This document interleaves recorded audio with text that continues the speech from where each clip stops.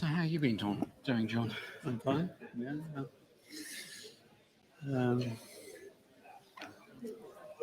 Doing Kamari things, and obviously SLP. Not ICRP so much now. Yeah, have you been?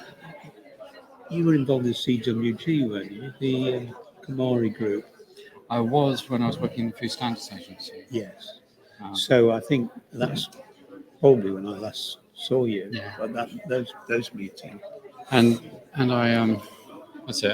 As I say, I ducked out for a bit by getting accidentally promoted, and then I didn't really like the area they got me into, so then I went back into business, energy, and industrial strategy in the nuclear group.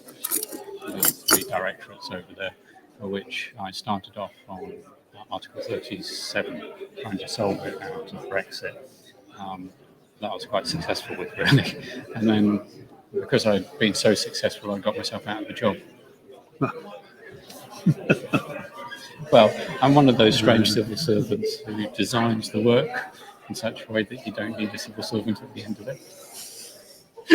And that happened to be me, so I got moved across to emergency planning for the civil nuclear and that team.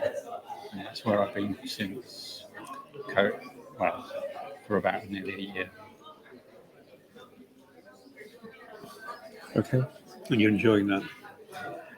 I'm enjoying being able to talk nuclear more than anything else. It's a bit of an interesting challenge, but I'm enjoying the fringe benefits, as I call it. They've seconded me to help out with the RIMNet monitors and the procurement of those. So that's using my technical knowledge. And I'm kind of a useful resource for inside the department because they don't have very many people who actually know much about radiological stuff. So I usually can think of a solution to their problems or a way or somebody they need to go to that helps them actually deliver what they want to do. So I do that as well as trying to improve BEIS's involvement emergency exercises under FPA. It's a bit harder. And ensuring there's some people around who can actually do emergencies.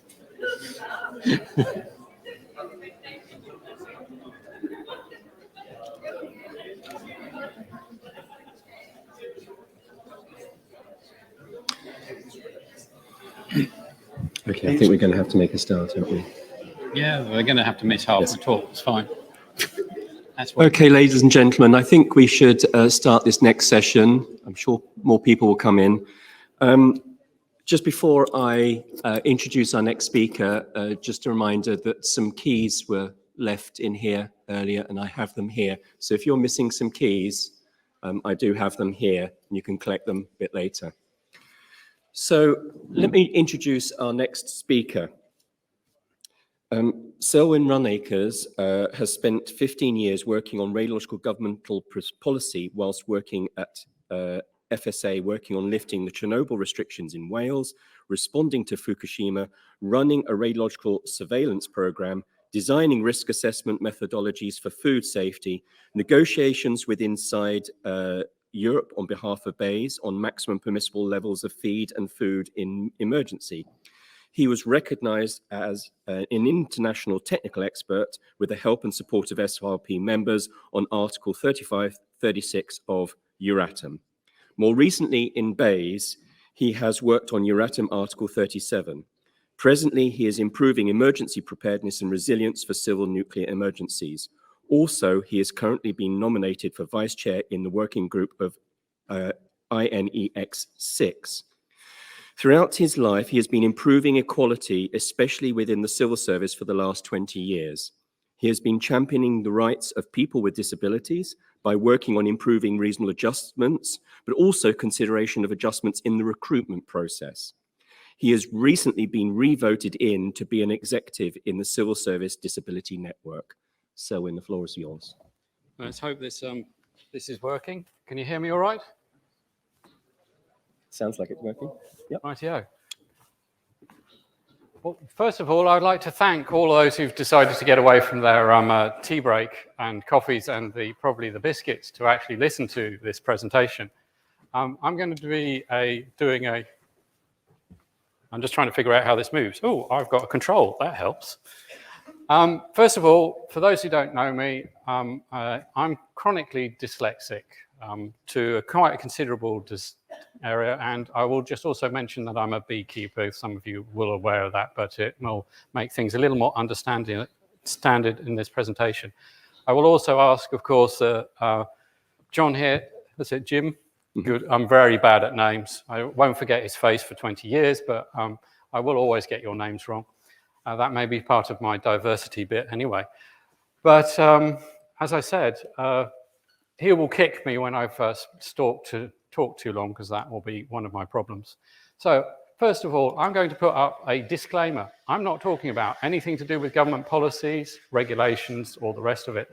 It's my personal interpretations of what's going on, partly through my 20 years working on rad stuff in different policy areas and in life. And I have a slide up here that is bad. It is awful. If you put this up, nobody's going to be able to read it. Nobody with eyesight conditions. It is very bad for diversity and inclusion. And anyway, it is the abstract that you've already got inside your thing. So I would say that this is a bad slide. I shall follow it up with a second bad slide before I get into more entertaining things. This one. This one is bad if you try to access it because it's a JPEG. So therefore, for those of you who want to have accessible slides, first of all, PowerPoint is bad. It doesn't work with some of the AT technologies. And this one, being a JPEG, is also bad because it won't work very well with the same assistive technologies to read the things. So the only way around a slide like this is to actually read it out. This slide, of course, is something that was asked for as being one of the exec of the Civil Service Disability Network when the government put out its diversity and inclusion strategy, and they wanted some posters. And for some bizarre reason, they wanted me as one of their poster people. I would love to talk about some of these statements here, but probably won't have enough time to. But at school, I was told by my parents my parents were told that I wouldn't pass any exams by the teachers, and that I was a nice person.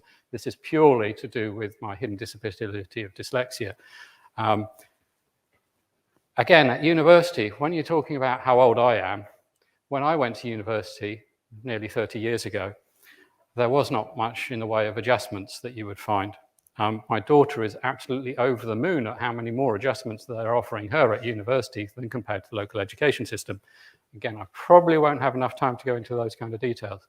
But to try and keep this more on a radiological theme, I will be talking a bit more, hopefully, if I have enough time, about interviews and how humorous they can be, or lack of, depending on your situation and a better understanding it, because that's one of the main things I'm working for at the moment at CSDN. And how the civil service and SRP and others have actually made accommodations for me, or as what is called as adjustments over the year, so that I've actually been able to function well, and hopefully some of the people in this room have benefited from me being around other than to laugh at some of my jokes. So going back to when I started in the Food Standards Agency, it was a harrowing time. They hired me. That was one of the main problems. And then shortly afterwards, we had the whole of the country go up in flames. They were burning cows all over the place because of foot and mouth. But what we're talking about here is about hidden disabilities and strengths. And what is really important is the collaborations in the team. Now, you've got me out here in front of all of you. I have plenty of colleagues that I used to work with who would go to pieces at the idea of standing up in front of an auditorium and giving a presentation. But one of my strengths, and part of the strength that some dyslexics have, not all, is an ability to talk well. So therefore, for me to stand up here isn't such a problem to some of the other people who would find it more difficulty. So understanding that strength is useful when you're wanting to have a diverse team. That strength and some of the disability strengths or the mental strengths that I'm talking about allowed me to go out into the field, talk to farmers, local authorities, come up with methods. It's very similar to what you would do with doing a radiological contamination incident when you're talking about a chemical fire incident as well. And what we were after was trying to make a methodology of testing to prove that the rest of the food chain was not being adversely affected. Another example of something that I could do without too much of a problem, and where I would have been in a lot more trouble and finding it hardly challenging, was to do with briefing the head of the organization. I was the lowest person in the team, and yet I was the only one in on one day of the week when I happened to be. The others were out in the field trying to sort out some of these other problems or dealing with other stuff. So when the head of the organization asked what was going on, where it was, I was able to walk straight up to his actually it was the 7th floor office at the time. That shows you how many people was in the building at that time, back in 2001, and be able to give them a concise, precise presentation, or not presentation, summary of what was going on at the time. You might wonder how I managed to do a precise thing at the point when I'm going to run out of time in this presentation, but I can do it sometimes. In truth, if I had been asked to write a written briefing of what was going on and everything, that would have taken me hours. And I wouldn't have done it so well as half of my colleagues that would have been working my team. And that's what I'm talking about. Diversity and inclusion is having a range of skills within your team and a diverse workforce. Without these type of people with different strengths that you can work with and abilities, you are not going to be able to get the best. And it's understanding people's strengths in your team and what the people's also not so strengths that you can actually work on. So that means, yes, I can go out and do a presentation like this. There were other colleagues who would not want to stand out in front of a nuclear stakeholder group and put up with nasty questions from the audience. I have promises from Rob Allett that he wants to give me a nasty question at the end of this if I give him enough time. But I'm used to that kind of thing, while some of my other colleagues would find that a lot harder to deal with. But that doesn't mean I can't support and help them to explain how that they can get better. So it's all about collaboration and understanding that the people with hidden disabilities have also strengths, and those strengths can be used in your organizations for their benefit and yours. So I thought I might go and have a little talk about this Chernobyl thing, and how Selwyn and some of his colleagues with their hidden disabilities solved the issues that were going on at the time. There was a consideration of how to lift the restrictions for Chernobyl. Well, if I hadn't been allowed to go and go off to UKHSA and do some of the courses, I wouldn't understand about radiological monitoring because I started off as a chemist. But none of my bosses cared whether or not I actually passed the qualifications. They were more interested in knowing that I could go there, learn it, and remember it. So when I was asked to go across and second into Chernobyl restrictions, I was able to look at some of this and wonder what was going on. I also had another colleague in the team who was on the spectrum. So when I asked him to help me look at the data, he was able to actually notice that there was something funny was going on with this data. It wasn't really showing good levels of error margins, as I like to call it, or should I say the data was more uncertain than it should do. And that meant that really to be able to lift the restrictions, to prove that radiologically and carry out the risk assessments to take to the general public, you would need to actually improve the data. I could do a whole talk on that one, but I won't. And so instead, I will just say that between his and mine efforts of improving the methodologies of going out in the field, the looking at the data, working with statisticians to be able to correlate the data backwards and forwards, we were able to produce a risk assessment that we could put in front of the public to recommend the lifting of the restrictions. And what does that do? That saves £100,000 a year since that point onwards. If we never lifted the restrictions, we would still be doing that. So, as I say, I'm chronically dyslexic. So what did they go and ask me to do? Well, I also worked on all the environmental monitoring. That was all fun and good, going around the place. Some of my bosses really didn't like that, sending me out in the field. And SEPA also found it quite interesting when they let me go around someplace up in Scotland at one point. They had to go and check some of the stuff that I found on the beach and make sure that there wasn't any activity on it. Then I took it down and showed it down to some of my colleagues as a present from letting me go to Scotland. They were not so amused. But let's go back to challenges, and let's go back to, as I say, the added extras that you get. Well, I can be really quite eloquent when talking, but when I come to writing, I'm pretty bad. So what was the idea of giving me the radioactivity in the food report to be the chief editor? That was interesting, but what did I bring to it? Well, if you can't use highfalutin English words when you're trying to write, then you try, before the time of clear English came out in such a thing, I had to write in simple ways and explain it because I can't use the words that I want to when I try and write. So I worked on trying to improve the Rife report to be a bit more user-friendly for other audiences. But I could only work on the Rife report with support and help and adjustments of other people. And that included the contractor that was CFAS. What did they do for me? Well, they printed the report in pink. A lot of people laughed at me for having a pink copy of Rife, probably the only one in the country. But that was to help me be able to read it and do the drafts and try and do the corrections. I also ended up getting a support worker. That's a kind of a strange one. A dyslexic who has a support worker and still has a support worker to carry on with his working as an adjustment. I'm probably the only person in the civil service who has one for dyslexia. There are many reasons why people would have a support worker and work for an adjustment, but I still have my support workers and I still work on them. How much time? 5 minutes, is that? No, you've got plenty of time. I told you he wanted to stop me. So let's forget about the Rife report and let's have a bit more fun. So because of all that work with Rife, they asked me to help out BEIS and others with the Atomic Questions Group, in Article 35, 30, and 6. I mean, I worked as a technical expert inside Europe, representing 4 member states. How did I get there? It was the help of people like you in this room. If you hadn't been able to support me technically and also sometimes slightly emotionally, I wouldn't have been all right. And of course, I'm picking on Rob Allett because he's in the front there. He tried to keep me fit.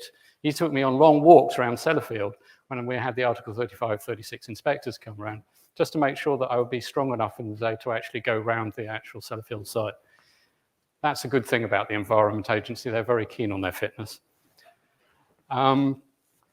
So if it wasn't for your help and that kind of thing, I wouldn't have been able to represent. And when I then went into Europe, I was able to help with some of the legislation there by being able to convince the Austrians that if you had the English read one way, it would allow you to reduce the levels of becquerels per kilo in food. Or, for that matter, I could convince the French that you could actually increase it if you want to, because what I was trying to get was a variation to be more scientifically acceptable, i.e. that you work towards the sieverts rather than the becks per kilo in relation and do it as a risk assessment. And if you could prove that you could vary it in relation to it in an instant, then you would be able to vary what was necessary to ensure a much more better protection of the public. Well, this has the potential, of course, being able to have higher or lower, depending on the situation to the best science, to actually reduce the amount of cost of cleanup. So that would have saved loads and loads.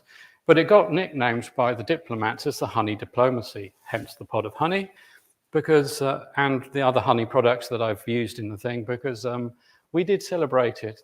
We did celebrate doing so well as me convincing all the other member states with some of my honey products. Some of you in the audience will understand this a bit more than others. And in exchange for this, the French were so pleased with my honey-related products, they started giving me bottles of wine when they saw me.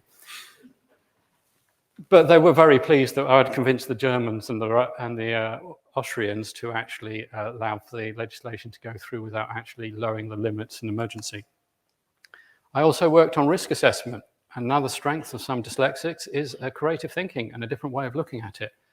Well, when I came to do the risk assessments inside the Food Standards Agency, at the time, all the best people had left, basically, and suddenly we had these generic design assessments coming through the thing. And also there's a variation to a site permit needs to be done. How do we do a risk assessment for that? So I went and said, really?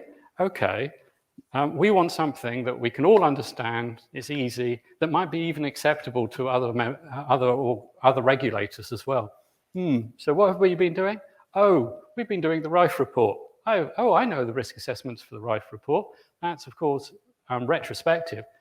So I asked the simple question, because I'm looking at it from a slightly different angle, why can't we use the same risk assessment methodology that we use for historical to future? Nobody could answer that question, saying that it wasn't a bad idea. So therefore I then plowed through and managed to do it. So yes, I could go into a lot of technical terms about how I filled in the data gaps with different areas and different models and all that kind of thing. But basically, it's having a different way of looking at solving the solution that you can find with some dyslexics, dyspraxics, and others. I then, of course, worked on Spirit. That's a kind of version of IRAP for the food. And then I started working in emergencies. And that's where I got to annoy people in a lot of places in emergency exercises by turning up to the odd emergency exercise and asking the question, so why can't we do this? Or why can't we do that? Wouldn't that solve the radiological problem quickly? Because everyone knows that the Repier exercises are all based on a fictitious accident that's highly unlikely and shouldn't be able to be done. So again, that creative thinking, looking at it from a different way, I can sort of find a solution. It would probably take a minister or a general to sign off on Selwyn's approaches to dealing with emergency exercises at the time. How am I doing for time? 10 minutes. Oh, I could slow down. Take a breather. We will now have a mental health break. Breathe in and breathe out. Did you know that mental health, if you've had an episode over a year for 12, and any time in your working life after that, you can count it under the Equality Act. So you should have adjustments for that. So yes, you might joke about me taking a little less time, but I deal with all kinds of diversity and inclusion, all the hidden disabilities. And I've worked with a lot of people who have had mental histories or mental health, and they've been the most excellent people to work with. The person who taught me all about aquatic monitoring, in the end, had to take medical retirement. But he had such a great knowledge of all the stuff that was going on, how the nuclides went through the environments. What you want is those people with strengths and those abilities and nurtures. And if that takes a bit of adjustments to make them be able to work well with you, that is all that it takes. And you can learn from them. And as part of a team, yes, he might have not been able to do certain things at certain times because he was going through an episode. But then he had Selwyn to go and make a complete mess of it while he was away, so he came back very quickly. No, not really. But there were other people there who would be able to take up the slack and help out. But when he came into the room, he was a known expert. And that was what was important. So, yes, I'm going to talk a bit about interviews and how horrible they can be for people with hidden disabilities. Some of the stuff I'm working on at the moment across the whole of the civil service, I'm trying to improve the idea of adjustments at interviews. So with these last few minutes, I'll just go through a bit of life story about this kind of aspect. So I found it very easy to be a farm labourer. I could work in factories really well, but when it came to trying to get interviews for jobs in blue chip companies, they weren't very interested in my creative thinking and found that I was had too much of a sense of humour for their liking.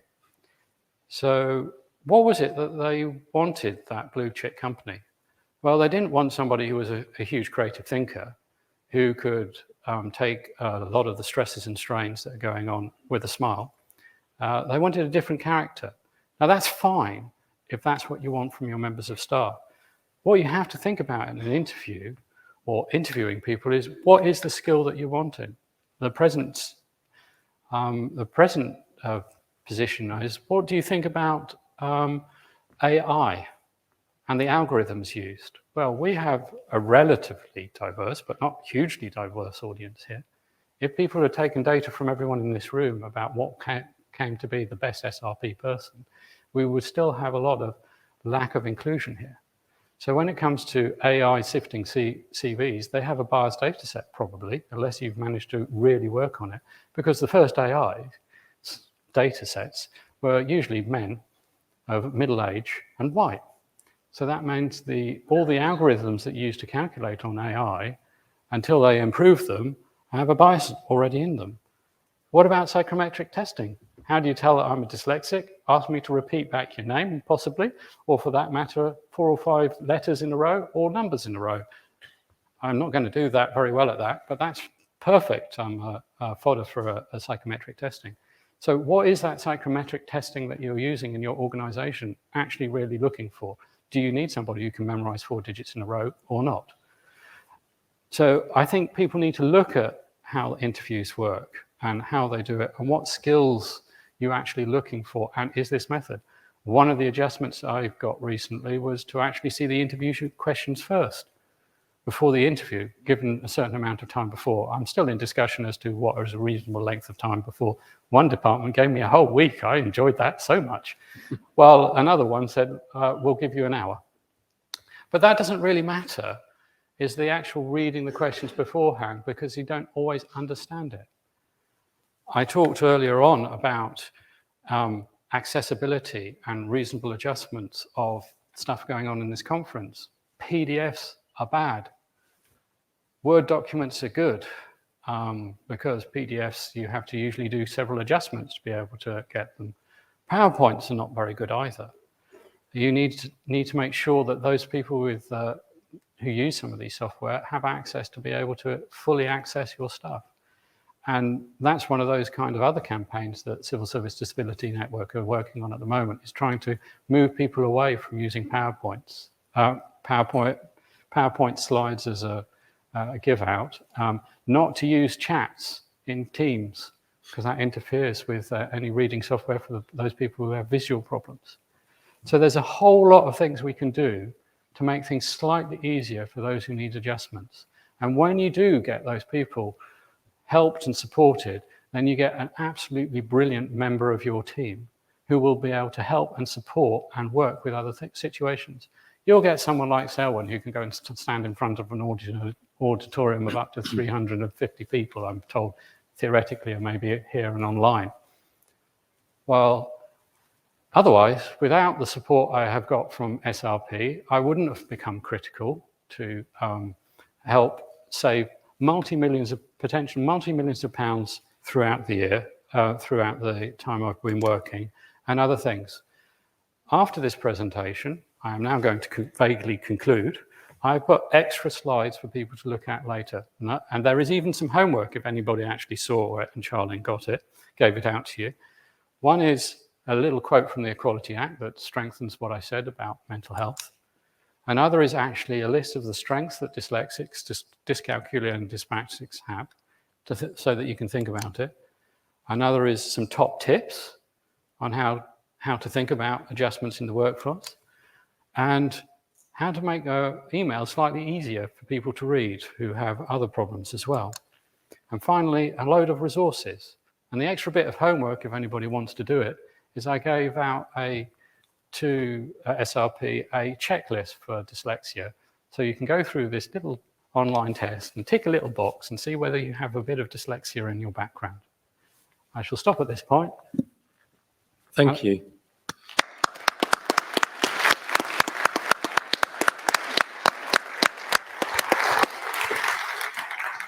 Do we have any questions from the floor for Selwyn? I was about to take off the microphone and give you a chance of a break. We've got one question at the front there, and I do have a couple from the Q&A as well. Hi. So maybe some advice. If you were to have somebody with a neurodiverse condition come to work for you, and maybe it was a bit of a what's the word? Something you don't really talk about, and you wanted to kind of broach the subject and see if reasonable adjustments could be made, how would you suggest doing it? Oh, that's a tricky one, to tell the truth. The question is that they have to recognize it. I remember one line manager taking me into a room and locking me up in that room with them and saying, I'm going to fill in an access to work form for you. I think that was a bit like bullying harassment. I did understand what the person was up to and what they were trying to do, because I hadn't actually got reasonable adjustment things. You've got to have the person actually come to you a bit. If you have inside your organisation networks that deal with that hidden disability, then you can go and talk to them. And then you can actually change your work practices. Some of these things will help. If it's like me and dyslexic, you probably want to talk to me. You probably want to put it down in writing and not be too annoyed if I've forgotten what it is that in the last 5 minutes that you actually asked me. What was the question again? I'll just give one last question from the Q&A, and we'll have an opportunity for more questions at the end of this session. So can you give us an example of one of the greatest challenges you have faced as a dyslexic and how you would have dealt with it differently today? Oh, that is I think actually, I don't know if there is a way I could have done anything better today, other than the fact that history has moved on. I knew I was dyslexic from an early age, so that didn't mean that there was such a problem of knowing it. It was more the problem of trying to get other people to understand it. So the university I went to, they told me to retake, as it was finals, the second year examinations at the same time as doing the third year examinations, at the same time as doing the research project. So I would say that was one of the most trying times that I had, was trying to do the whole of a degree really in 1 year. But they were trying to do that as an adjustment by saying I could have, I could be vivaed for some of these things when I wouldn't have actually needed to know some of those things in that year anyway.